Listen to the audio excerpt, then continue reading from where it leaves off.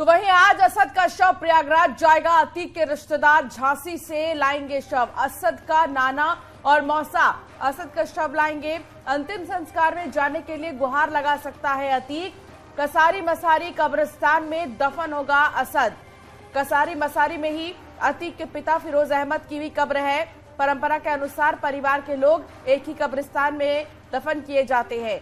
सूत्रों के मुताबिक चकिया के पास इसी कब्रिस्तान में बनेगी असद की कब्र।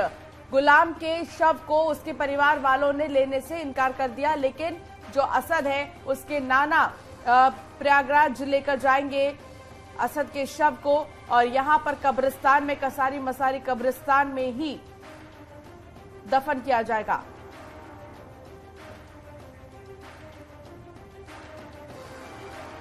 प्रयागराज से संदीप पांडे हमारे संवाददाता हमारे साथ जुड़ गए हैं। संदीप, देखिए यहाँ पर जो नाना है असद के, वो शव को लेकर आएंगे प्रयागराज और यहाँ पर कसारी मसारी कब्रिस्तान में दफन किया जाएगा।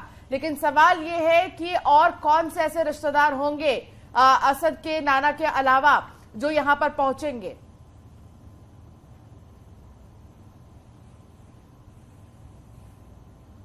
देखिए, न्यूज 18 की टीम उस जगह मौजूद है जहां कभी अतीक का दरबार लगता था। ठीक हमारे पीछे अतीक की कोठी थी और जिस दिन मर्डर किया था असद ने, इसी घर से वो निकला था। लेकिन जब लौट के उसका शव आज आ रहा है तब यहाँ पे सिर्फ खंडहर नजर आएगा। आप देख सकते हैं, हम अपने वीडियो जर्नलिस्ट जगदीश उत्पेती से कहेंगे कि अतीक की वो कोठी दिखाएं जहां पे कभी दरबार लगता था। और यहीं पे असद उस दिन था जब वो उमेश पाल के मर्डर के लिए निकला था। लेकिन जब लौट के आज उसका शव पहुंचेगा तो यहाँ सिर्फ खंडहर होगा। और ये यहाँ पे कुर्सियां लग गई हैं जो असद के शव आने को लेकर लगाई गई हैं, क्योंकि तमाम लोग जो मोहल्ले के होंगे शामिल होंगे। लेकिन रिश्तेदार कोई अभी खुलकर सामने नहीं आ रहा है, क्योंकि इसी मोहल्ले में, चकिया मोहल्ले में ही अतीक के साड़ू हैं यानी कि असद के मौसा, और इसी मोहल्ले में ससुराल भी है यानी कि असद के नाना। ये दोनों लोग उनको लेने, उसके शव को लेने गए हैं। लेकिन अब कौन कौन शामिल होगा इसका कहा नहीं जा सकता। हो सकता है अतीक के शामिल होने के लिए डीएम के पास अर्जी दी जाए कि उसे कुछ देर के लिए राहत दी जाए और जनाजे में शामिल होने का मौका दिया जाए। लेकिन अभी इसकी प्रक्रिया शुरू नहीं हुई, क्योंकि अतीक के वकील ने कल ही इस बात को मीडिया से बताया था कि अभी ऐसी कोई अर्जी नहीं दी गई जनाजे में शामिल होने के लिए अतीक या अशरफ ने कोई अर्जी दी हो। लेकिन डीएम के पास पावर है, वो आज जनाजे में शामिल होने के लिए अर्जी अगर देता है तो डीएम के पास पावर है, वो अनुमति दे सकते हैं, ये उनके विवेक पे है। लेकिन फिलहाल यहाँ पे जिस हिसाब से कुर्सियां डाली गई, कल तक ये कुर्सियां नहीं थी, जैसा कि हमने यहाँ के लोगों से पता किया, ये कुर्सियां देर रात को डाली गई। उस हिसाब से लग रहा है कि असद का शव यहाँ आएगा। कुछ लोगों के शामिल होने की उम्मीद है। और यहीं से कसारी मसारी जो कब्रिस्तान है, इनका खानदानी कब्रिस्तान है, यहाँ का पुराना कब्रिस्तान है, जहाँ पे असद के बाबा की भी कब्र है, अन्य परिजनों की भी कब्र है। तो परंपरा के अनुसार वहीं पे दफनाया जाएगा शव, परिवार जहां परिवार के पहले से ही कब्रें हैं। तो इसकी तैयारी लगभग चल चुकी। एक यहाँ पे केयरटेकर था जो कि सुबह ही जा चुका है। जैसा कि यहाँ के स्थानीय निवासियों ने कहा कि एक केयरटेकर यहाँ पे रहता है। यहीं पे अतीक के वो विदेशी नस्ल के कुत्ते भी हैं। आप देख सकते हैं, ये बाड़ा बना हुआ है जिसमें विदेशी नस्ल के कुत्ते बंधे हुए, इनको खाना पीना देता है जो यहाँ पे केयरटेकर है, और कुर्सियां डलवा के चला गया है। फिलहाल अभी यहाँ पे कोई नहीं है।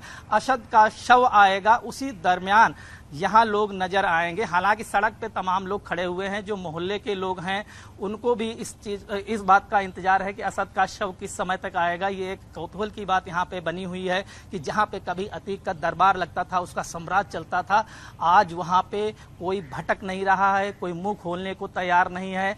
न अतीक के पक्ष में न अतीक के विपरीत कोई भी मुंह खोलने को तैयार नहीं। यहाँ बिल्कुल संदीप, बिल्कुल, और इसी बात का इंतजार है। जो आसपास लोग यहाँ पर खड़े हैं, अगर आप उनसे कुछ पूछते भी हैं तो शायद वो कुछ बोलने से मना भी कर देंगे। अश्विनी भी हमारे साथ लगातार बने हुए हैं। अश्विनी, आपके पास अभी क्या जानकारी मिल पा रही है? और प्रयागराज से असद के नाना और मौसा के आने की बात की जा रही है, कब तक वो पहुंचेंगे झांसी?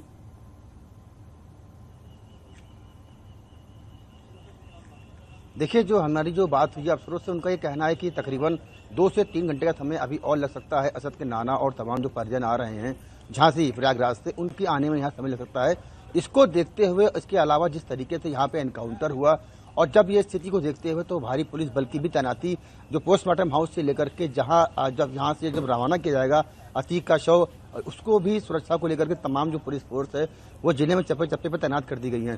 तो फिलहाल पोस्टमार्टम हाउस के बाहर और अंदर भारी पुलिस बल की तैनाती कर दी गई है। यहीं से ही जो असद के जो रिश्तेदार हैं वो आएंगे। असद का जो शव अश्विनी वापस से आपके पास आएंगे, लेकिन इस बीच एक बड़ी खबर की ओर रुख करते हैं प्रयागराज से ही, जहां रिमांड पर माफिया ब्रदर्स से पूछताछ लगातार जारी है और पूरी रात अतीक और अशरफ से पूछताछ हुई है।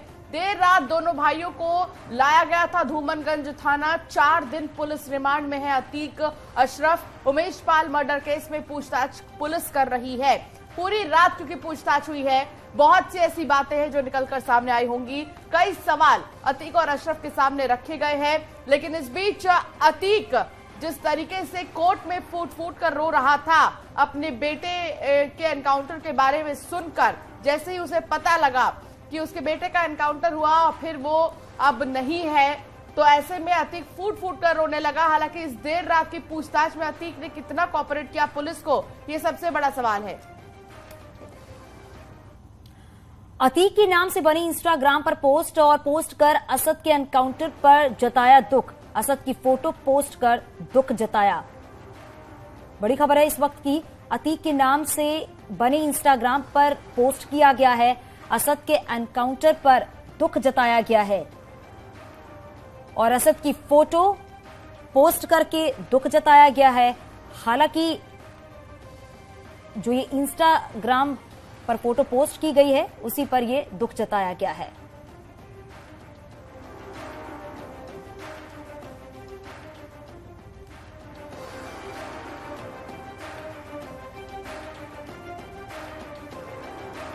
तो इंस्टाग्राम की ये पोस्ट आपको दिखा रहे हैं। इंस्टाग्राम पर एक पोस्ट किया गया है और अतीक के नाम की आईडी है। सवाल ये है कि आईडी किसने बनाई और अगर ये पोस्ट किया गया है तो इसके पीछे के मायने क्या है।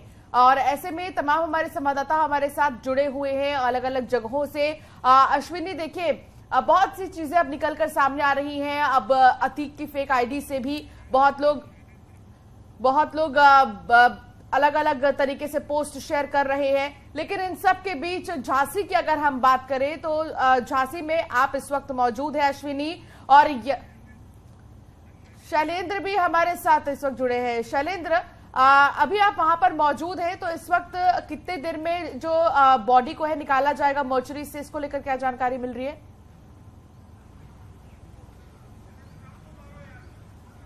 देखिए, अभी अगर मैं बात करूं तो अभी इस बात को लेकर संशय बरकरार है लगातार कि आखिर उनके परिजन कितने बजे तक पहुंचेंगे, क्योंकि लगभग 2 बजे के आसपास जिस मोर्चरी में उनका पोस्टमार्टम किया गया उसके बाद आप देख सकते हैं कि तस्वीरों में पुलिस बल जो है तैनात है। यहाँ पूरी तैयारियां हैं, क्योंकि जिस तरीके से कल शाम को 6 बजे के आसपास दोनों की डेड बॉडी जब मेडिकल कॉलेज में एग्जामिन करने के बाद यहाँ पर लाई गई थी और उसके बाद से लगातार जो यही कयास लगाए जा रहे हैं कि कब वो यहाँ पहुंचेंगे। हालांकि अभी इसकी ऑफिशियल जानकारी किसी के पास नहीं है। यहाँ का स्थानीय प्रशासन से का व्यक्ति कोई भी बात करने को तैयार नहीं है।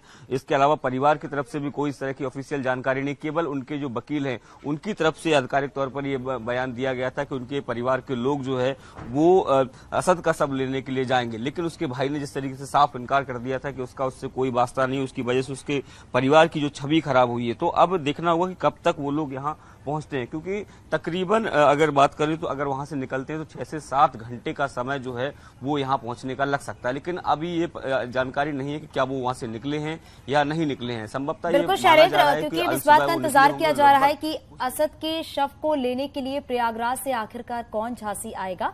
आप इसकी जानकारी रखिए, फिर आगे भी अपडेट आपसे लेंगे। आप सभी का बहुत शुक्रिया इस पूरी जानकारी के लिए।